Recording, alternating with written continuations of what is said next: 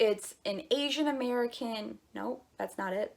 This is about a girl named Frances who is... Hey everyone, my name is Ryan and I am so excited to shoot this video today because these are my best books of 2020. I talked about this a little bit in my reading goals for 2021 video, but 2020 was an astronomically high reading year for me. I ended up reading about 205 books, which is so high. Typically in a regular year, I read about 70 to 80 books, so 205 is absolutely just huge, and I don't know how I did it, and I don't think I'll ever be able to do it again. But the other important part is that even though I was reading a lot of books quantity-wise, I was also reading a lot of good books that I really fell in love with and that I believe will be some of my favorite books of all time in 2020. So this video today is just to share some of those with you because I love them and I hope that you will too. In no particular order, these are my favorite books of 2020. The first one that I want to talk about is Jade City by Fonda Lee. This book is awesome, right? It's an Asian-inspired adult fantasy story about this fantasy nation called Keikan, in which jade is the ruling substance, and the more jade you have, the more powerful you are, and if you embed it into your skin or wear it, it has magical powers. In this book, we get the story of this ruling clan-type family called the Calls, and it's just their story of them trying to stay in power, and there's a ton of political intrigue, and this book is just a lot of fun. The thing that I like about this book is that even though there's a ton of political intrigue, which I enjoy, there's also a lot of fast-paced action. Fonda Lee knows how to write an action scene. There's martial arts, there's car chases, there's motorcycle scenes, I'm pretty sure, there's magic fights. This book was just so quick and I flew through it even though it's pretty sizable. The characters are also very distinct, they each have their own personalities and each have an important role to play, and I found myself really rooting for all of them even though they were all super different. In short, I loved this book and I can't wait to see where the series goes from here, and I think you should all read it because this was awesome. This is a book that really got me back into fantasy because I kind of took a break from it for a little while, and this is the book that made me realize that I really do love fantasy again. Alright, and the next book that I have is The Poet X by Elizabeth Acevedo. This is a novel in verse about a young Dominican girl living in New York. She has dreams of being a poet, even though her mother does not approve, and the story kind of goes in and out through her relationship with her mother and through her relationship with her Catholic faith. I loved this, right? It had some really awesome discussions about faith and family, the expectations that parents put on their children. I loved the complex relationship that we get between our main character and her mother. I love the relationship that we get with our main character and her brother because they are twins and their parents have different expectations for both of them just because one's a girl and one's a boy, and boys are supposed to act a certain way and girls are supposed to act a certain way, and neither of them fit into those molds. I loved the writing. This is, I think, one of the first novels in verse that I've ever read, and it was absolutely beautiful. I actually enjoyed this book so much that I read this book 3 times in 2020. One of those was on audiobook that I also listened to with my mom, and my mom loved it, so there's that. And honestly, I just can't give this book enough praise. I think this book is absolutely amazing and it just makes me very happy, and you should read it. Alright, the next book that I have is Radio Silence by Alice Oseman. I actually read all of Alice Oseman's books this year, and I think out of all of the non-graphic novel books, out of all the prose books, Radio Silence is my favorite. This is about a girl named Frances who is in her final year of university, and she's kind of figuring out what she wants to do because she doesn't really know where she wants to go in life. At the same time, she's also obsessed with this podcast that she loves, and she ends up meeting this boy named Aled, who she learns is the creator of this podcast. This is just a really good story about figuring out where you want to go in life and the ways in which the education system kind of fails kids sometimes, and it talks about how stressful it is for teenagers to make decisions that will change the course of how their entire life goes. This book has a huge focus on the arts because Frances enjoys making fan art for this podcast that she loves, and she sees that as a way that she can go in life.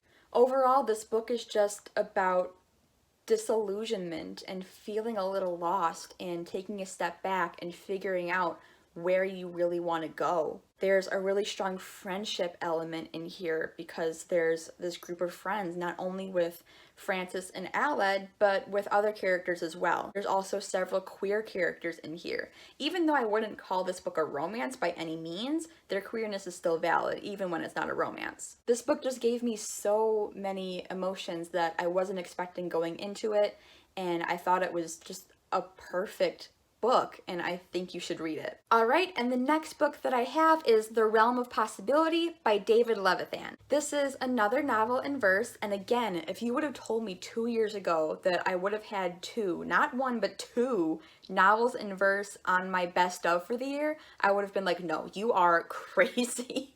But this is a novel in verse, and it's kind of a non-traditional novel in verse because it's not just one linear story.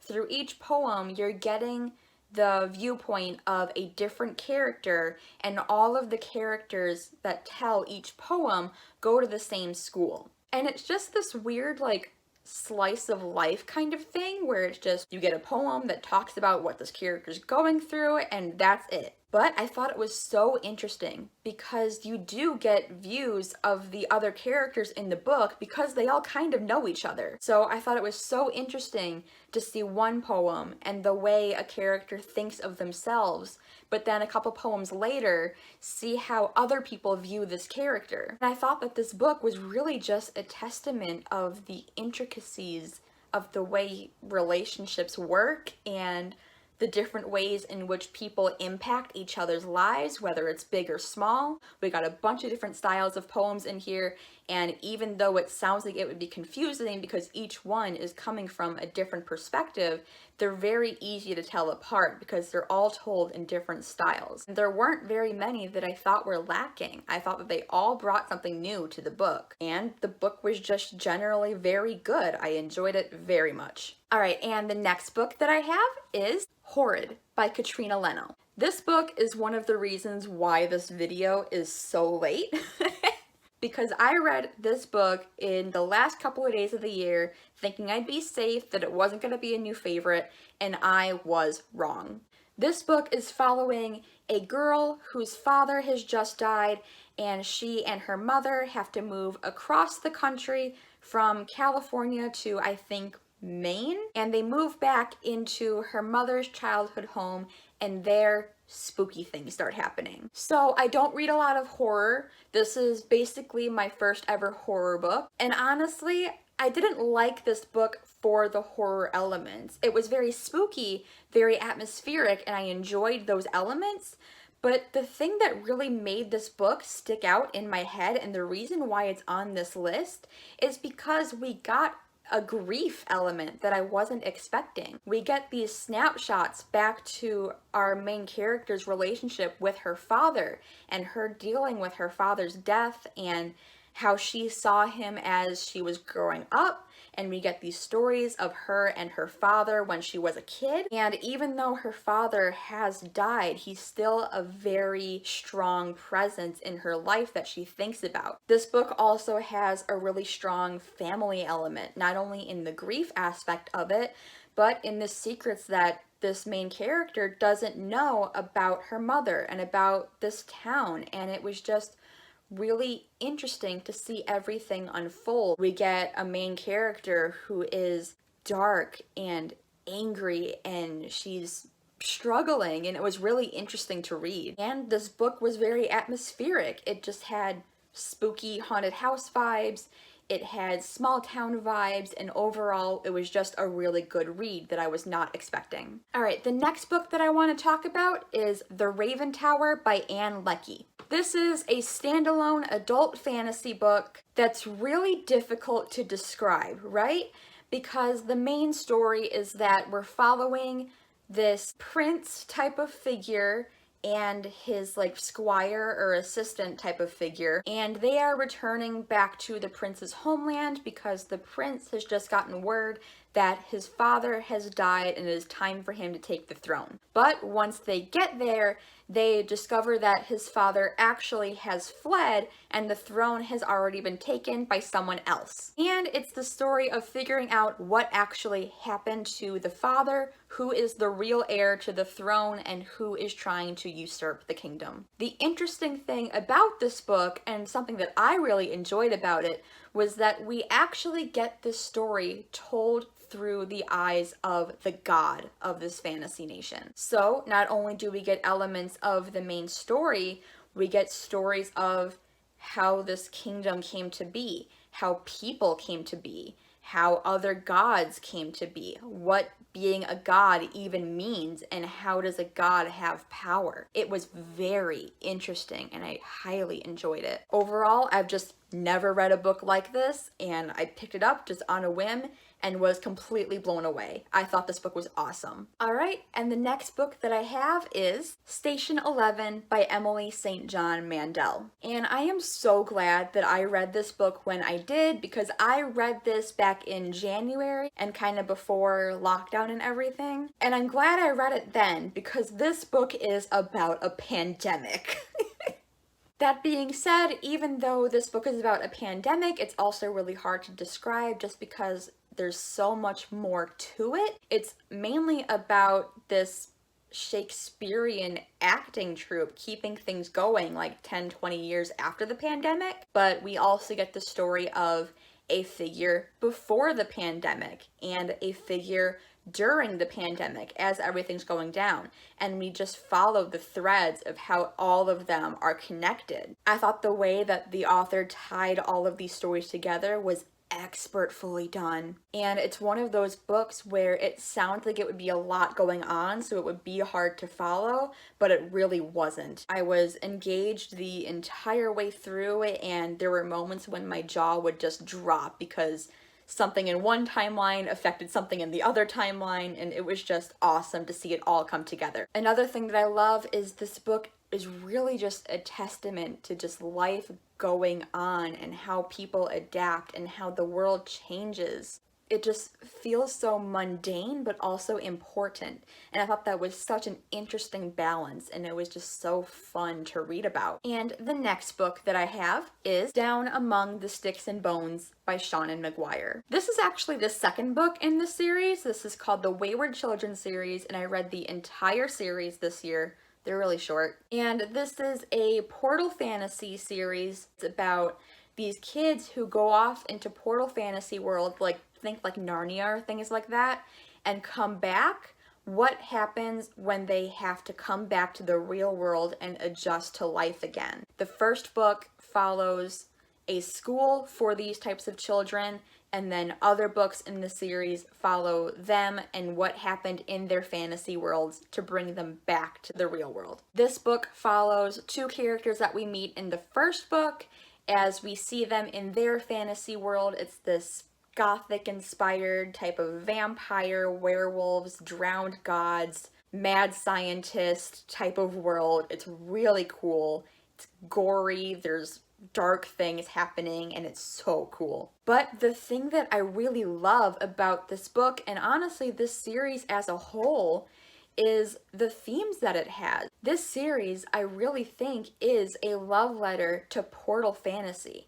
This entire series to me feels like fairy tales for adults. We do get these fantasy elements, but we also get real world discussions and themes in here. For example, this second one specifically covers bad parenting and what happens when people have kids when they shouldn't have had kids to begin with, and what happens when parents are too rigid and don't allow their children to be their own person. We get a lot of discussions on children being their own autonomous beings and allowing your children to really be themselves, and the risks that you take when you don't do that, and the danger that you put your children in when you force them to be how you want them to be. We get a sapphic main character and a little bit of a sapphic couple, and we get a set of twins who have been forced to confine to these rigid norms that their parents have put on them, and who are allowed to break free and be who they want to be in this fantasy world. I really love how this whole series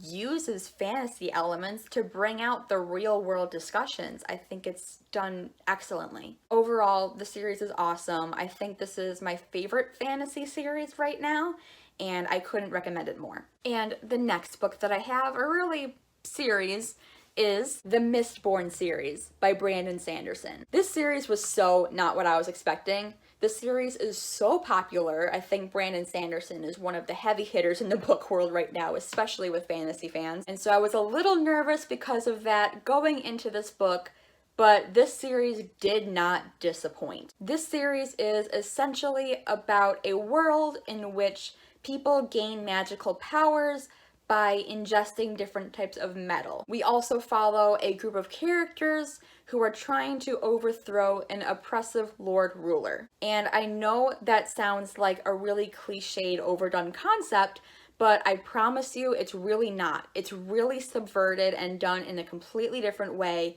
in this series, and I absolutely loved it. The second book dragged for me a little bit, but the other books are absolutely stellar. The series as a whole is amazing. We get this complex world building where everything pays off in the end and every detail means something. We get a lot of themes about how religion shapes society and culture, and about how history looks different depending on who's telling the story. We get awesome action scenes, we get cool characters that we follow all the way through, and we get a finale that is absolutely perfect. I could not imagine any other way for the series to end, and everything paid off, and I don't know how Brandon Sanderson does it with the finale. I highly recommend checking this series out, and I will also be checking out Brandon Sanderson's other Cosmere books at some point as well.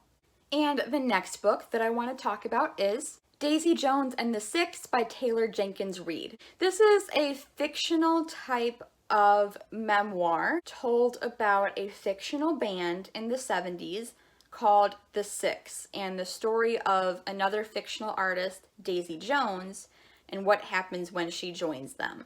And it's kind of the story of their rise to fame and the story of them making this monumental album of the 70s and then them breaking up. The interesting thing about this book is that we get it told to us in sort of this dialogue style where it's done like an interview. I thought this was really clever because as it's done interview type of style, we get some inconsistencies in the way that the characters are telling their own stories, where two characters will tell the same story, but one of them will say it happened one way and another character will say it happened a different way, and I thought that was such an interesting thing to explore. In this book, we get a lot of really unlikable, messy characters and messy situations. These characters are hard to love, but I did find myself pulling for them and loving them and really enjoying their stories. You can tell the author did a lot of research on this time period because I was fully immersed in it. Honestly, if you told me this was a real band, even though I know it's not, I would believe you. And honestly, I'm kind of upset that it's not a real band. I really want to be able to hear this album, but sadly I can't because they're not real. This book made me super nostalgic for the 70s rock scene, which I don't know why it would do that because I wasn't born yet, but it did, it happened, and it was awesome. And I really love the way this book explores fame and how it ruins a person and how it can ruin personal relationships. And I just thought that this book explored a lot of really cool things. All right, and the next book that I want to talk about is We Ride Upon Sticks by Quan Berry. This is hands down the weirdest book that I have ever read, but I mean that in the best way possible. This book follows the story of this women's field hockey team growing up in the 1980s, and they're in high school, and they make a deal with something dark in order to win all of their field hockey games. This book was so cool. I was so not expecting that. I thought this book was going to be so hard for me to read just because it is told in a weird way where instead of first person saying like, I did this,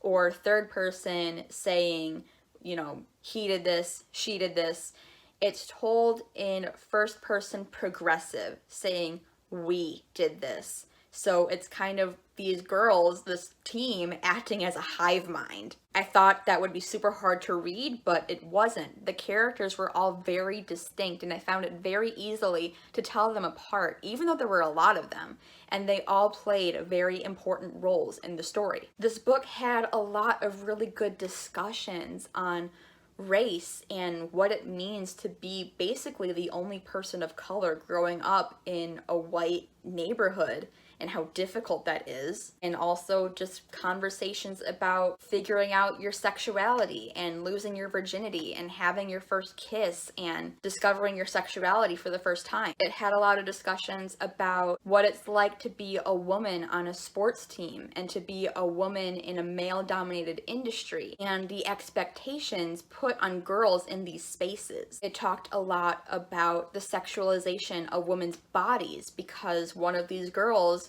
developed breasts at an earlier age and was suddenly seen like this sexual object just because she had larger breasts. And at the same time, how another girl was seen as more boyish and everyone thought she was a lesbian just because she was more masculine than the other girls. And because this book takes place in the 80s, we get a lot of references to 80s pop culture, you know, movies, music, events at the time. It was really cool to see, and it brought a lighter side to the story. This is a book that I honestly think about all the time. I finished this a few months ago and I still think about it just because I thought it was amazing. And the next book that I have is The House in the Cerulean Sea by T.J. Klune. This is the story about a man who is sort of the social worker type of figure, only his job is to investigate these orphanages for magical children. And our main character gets assigned to this magical orphanage that his company is very skeptical of. And it's the story of him going to this orphanage and meeting these children, and then also falling in love with the father figure of this orphanage. I loved this book so much. This book was so warm and hopeful, and it had a lot of good messages. I really wasn't expecting it. This book talks a lot about corporate greed and how the agency really only sees these kids and these orphanages as numbers on a page, and it's awful. Again, this book talks about these kids being their own person and these kids being more than what the agency thinks of them, and it was just so beautiful. I love the discussions that we get on what it means to be different in society and how hard it is to live and be different in a society that wasn't built with you in mind. And I also love that the powers in this are weird, right? Like, it's not your typical, oh, these have elemental powers, or this kid has telekinesis and can move stuff with their mind. No, it's not like that. Like, we get a character who's a blob that wants to be a bellhop. There's another character who turns into a Pomeranian when he's scared. There's a character who's the Antichrist, and he's so adorable. And we get a phoenix. Overall, I thought this book was so wholesome and warm and had a lot of good things to say, and was also so original, and the characters were so distinct and lovable and well-rounded, and I cannot recommend this book enough. Alright, and the next book that I have is King and the Dragonflies by Kaysen Callender. This is a book about a boy named King, and his brother has just died unexpectedly. At the same time, King also believes that he might be gay. This book made me so emotional and so sad, especially as someone who's older reading a book like this and seeing this child go through such sad, heavy things. This book talks a lot about what it means to be gay and what it means to be black and what it means for those two things to intersect. This book talks a lot about family and how drastically life changes after an unexpected death in the family, and how there will always be this point that you can see where there was a before and an after. And we also get a magical realism element because King believes that his brother has been turned into a dragonfly and he still talks to him. Overall, this book is so beautiful, and I'm so happy that a book like this exists because I know it would help so many young kids to read. This book really has a lot to say, and I think it's really worth checking out. I think this book is amazing. Alright, the next book is another one of those middle grade, just cry your eyes out punch to the guts, and that is The List of Things That Will Not Change by Rebecca Stead. This book is about a girl whose parents are divorced because her dad is gay and he's getting remarried to another man, and this man has a daughter that is about the same age as our main character, and they have to learn to get along because they're gonna be sisters. This book hit me so hard. I still think about this book all the time. If I had to pick a favorite on this entire list, I think it would be The List of Things That Will Not Change. This book is so much bigger than the story on the synopsis, because not only do we get this story about this girl becoming closer with her new sister, we also get a strong family element of her realizing that her parents still love her even though things change, and her family's going to be experienced in two different ways when she lives with her dad and when she lives with her mom. We also get a mental illness type of element because I don't think there's any specific words used for any specific mental illnesses, but I think this main character has some anxiety. Our main character talks about how much she worries just about everything, about her life, about the world, and how it really becomes something that ends up derailing her life and getting in the way. Our main character also feels her emotions so strongly, whether it's anger or sadness or happiness. Her emotions are so strong and causes her to do things that she really doesn't mean. We also get a really strong positive representation of therapy and what it's like for a kid to be in therapy and the lessons that she learns in therapy. I just thought this book has so many good elements to it, and there were certain lines that really hit me so hard. Overall, this is just a book that I really love. It's a quick read, it's an emotional read, it's a powerful read, and I think you should read it. And the final book that I have on this list, and I cannot do this video without talking about this book because this book took over my entire life this year, and that is Heartstopper by Alice Oseman. I don't really know what happened to make me love this book series so much. Like, I feel like it was just the fact that everything was falling apart. We had the pandemic. I was stressed out all the time this year, and this book is the opposite of stress, right? It's just about these two boys that meet in school and they fall in love, and it's just the story of them meeting and becoming friends and their relationship. This book does have some heavier elements to it, like we get a discussion of one of the boys' coming out journey, and another one of the boys does struggle with an eating disorder. Even with the heavy topics, it's still talked about in a way that has so much care put behind it, and in a way that is so hopeful. Like, this book isn't one that's very dark, right? Even though we cover heavy topics, I still think the characters will come out okay in the end. And honestly, I think this book was just something that I really needed this year. This was something that I could read to just escape and dive into. Read and know that I would be welcomed by characters that I loved seeing over and over again. And I do mean over and over again. I read this entire series over 7 times this year, and it still hasn't gotten old, and I don't know how. I've never done that with a series before. This is a series that I love returning to. I think the characters are super lovable. Even the characters not in the main couple, we do get a really cool friend group, a queer friend group, and I think each character, even if they're not too big yet, they still play an important role, and they're just fun. Yeah, in short, I love this series. Alice Oseman's an auto buy for me now. Like, I don't know what I would have done without Alice Oseman this year.